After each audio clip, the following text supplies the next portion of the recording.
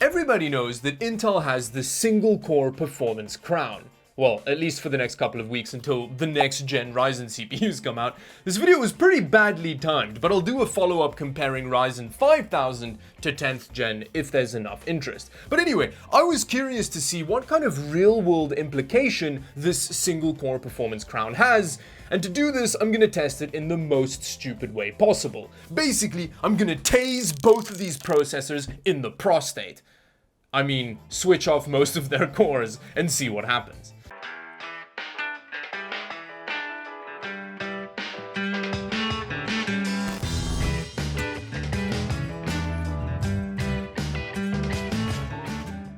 The reason that this follow-up video took so long to come out is because it took me ages to get my hands on a 10th gen Intel CPU and a motherboard that wasn't under embargo. But now that we have all of those things, we can delve into the battle of the century. Single-core Intel versus AMD gaming. Who will win?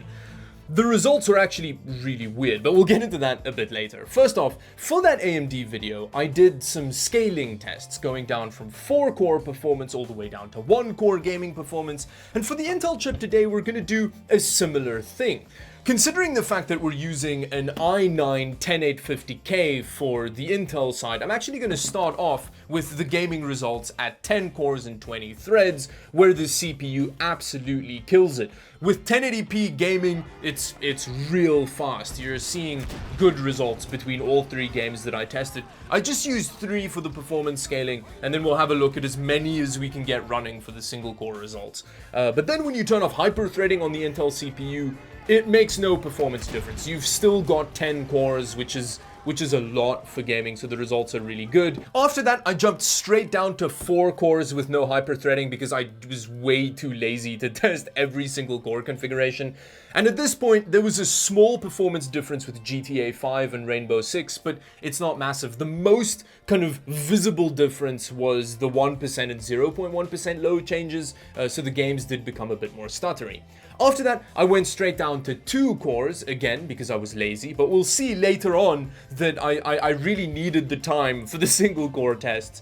So when it came to a dual core configuration with an i9-10850K, that's a terrible name, Battlefield 5 wouldn't even launch at all, so it just tapped out at this point. GTA 5 got a big performance drop. We have about half of the gaming performance, and the same thing goes for Rainbow Six Siege. So yeah, there we go. When it comes to the performance scaling of an Intel CPU down into dementia, with fewer cores, you get less gaming performance. But now, we're gonna take that to the ultimate conclusion. We're gonna see what the Intel versus AMD single-core gaming experience is like. Now, when it comes to the test configurations, I ran all of the games at 1080p ultra settings, the same as the performance scaling and stuff like that. As far as the actual configurations for the CPU goes, I'm gonna let both of them just boost and do their own thing, so I'm not matching core frequencies here or anything. And in most of the tests, the Intel CPU was pegged at 5.2 gigahertz, whereas the Ryzen CPU was sitting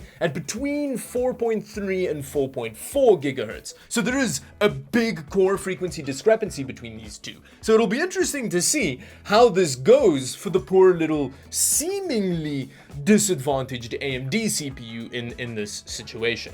Now, a lot of the games that I wanted to test just flat out didn't work, so I started off with just the normal Doom. Now, the reason that I didn't use Doom Eternal here was because it just wouldn't work. With the Intel CPU, you're averaging about 51 frames per second with a 1% low of 14 frames per second.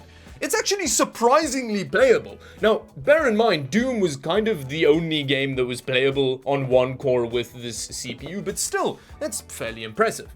Now, when we add in the AMD results, we get 54 average frames per second on the Ryzen CPU with a 1% of 26 frames per second. Surprisingly, with this configuration, the Ryzen CPU was significantly more playable. Yes, their average frame rates may be more or less in the same ballpark, but it was a lot more playable due to that higher 1% low, which is very unexpected. And just to be clear, I even downloaded all of the same background programs that was running on the Intel configuration to try and get the Windows experience as close to each other as possible. So yo, this is pretty weird. Now let's move over to Far Cry 5, where we got an average frame rate of 4 frames per second on a single Intel core with a 1% low of 0. Now, as you can see here, the frame rate it's entirely unplayable. There's no way that this is usable. This is actually the worst result I've ever gotten in Far Cry 5. And then when you move over to the AMD configuration, you're getting an average of 5 frames per second, which is a little bit higher. And a 1% low of 3. What the hell? Again, we're getting better results here. Now, bear in mind, going from 4 to 5, it's still horrendously unplayable. But still, it's surprisingly quite a bit smoother than the Intel result. And then finally, I tried to get GTA 5 running on both of them, and here with the Intel core, we got 6 frames per second average, and then a 1 frame per second 1% low. And yeah, it really is a slideshow. The game is entirely unplayable. And then when moving over to the Ryzen CPU, we got pretty much the exact same results. Although I would say that with the Intel benchmarking, I could get into the game just first try, whereas with the AMD CPU, it crashed like 6 or 7 times before I could get it to run. So they do have the same results, but I think the Intel system was more stable with 1 core. I tried a whole bunch of other games and none of them worked on both of these systems. Rainbow Six Siege actually worked on a single Intel core, but it refused to run on the AMD CPU. It just wouldn't even launch into the game. Battlefield 5 wouldn't run on either of them. Obviously, it's 1 core. One game that I could get running for a little bit of the benchmark on both of them was Shadow of the Tomb Raider, weirdly enough. The results were actually better than I thought. You can see some screen capture of the two running next to each other here. I didn't actually do proper benchmarks here because it would crash halfway through the second scene with both of these CPUs. Neither of them would finish the benchmarks. But yeah, so Shadow of the Tomb Raider can run for a little bit on both of them. And yeah, I tried a bunch of other games and none of them would work. What's pretty funny about all of this is some of the games would launch once and then run a bit, and then when you try to launch them again, they would just refuse to run entirely on both of these systems. It's kind of like they were traumatized by the experience, like a kid finding a severed thumb in a McDonald's Happy Meal. Like, yeah, they're probably never going to want to go to McDonald's again. Now, I'm going to conclude this video in the same way that I concluded the single-core Ryzen gaming video, by saying that this is the most compromised gaming performance I have ever experienced. Now, when you use older hardware like Pentium D CPUs or whatever to try and play modern games with, most of them just flat out refuse to run because they know it's old, incompatible hardware.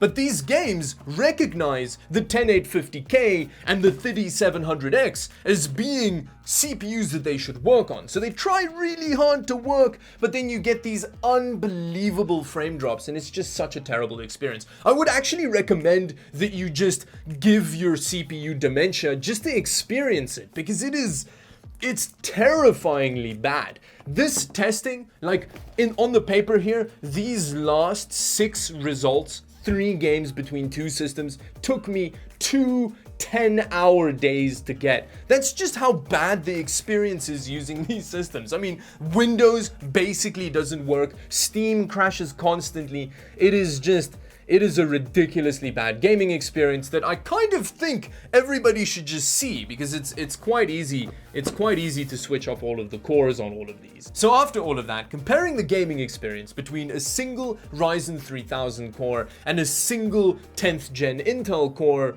it's a little bit like watching 2 98-year-olds fight over the last bit of mashed potatoes. It's gonna be kind of interesting for the first 10 minutes, and then it's just gonna make you kind of bored and sad. But we did learn something from the experience. First off, this Ryzen CPU core held up surprisingly well compared to the Intel CPU core, especially considering the fact that there is an 800 MHz difference in core frequency between the two. What this tells me is that Intel is in a huge amount of trouble with this up-and-coming 5000 series AMD launch. Yeah, it'll be interesting to see how that plays out. Anyway, if you enjoyed this video, like and subscribe to the channel for more videos like this one, and until the next video,